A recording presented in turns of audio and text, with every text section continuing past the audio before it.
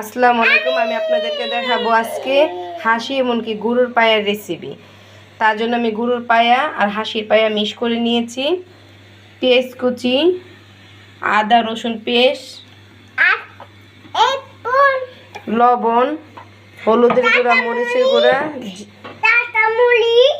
এলাচি, দারচিনি, তেজপাতা আর জিরার গুঁড়ো। এই যে প্রথমত আমরা এখানে হাঁসির পায়াটা দিব।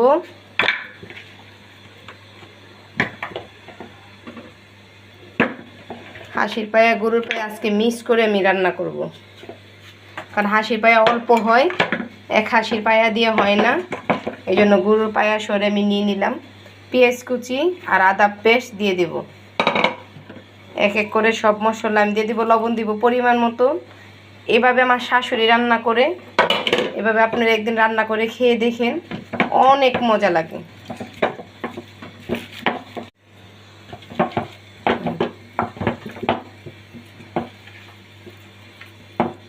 তেল দিব না, আমি তেল ছাড়াই বসাবো। আমি পরে বাগার দিব।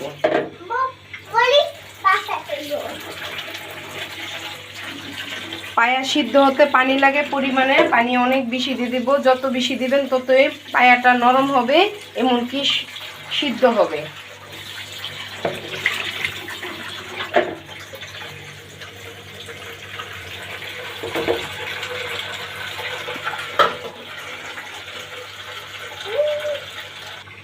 আমি ময় মশলা সব কিছু দিয়ে পানি দিয়ে বসিয়ে দিব।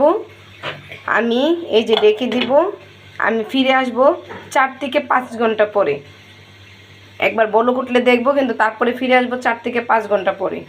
আসসালামু আলাইকুম। আমি আসলাম 5 ঘন্টা পরে, ফিরে আসলাম। দেখুন আমার এটা অর্ধেক হয়ে গেছে শুকিয়ে, হাড়গুলিও সিদ্ধ হয়ে গেছে।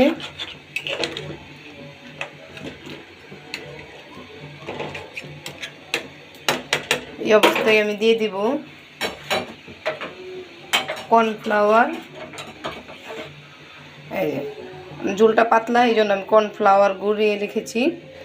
1 চামচ কর্নফ্লাওয়ার দিয়ে দিব।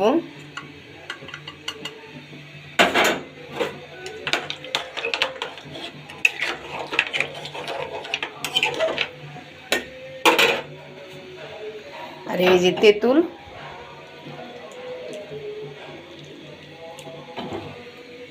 নেহারির মধ্যে তেঁতুলের রস দিলে একটু অনেক মজা হয়।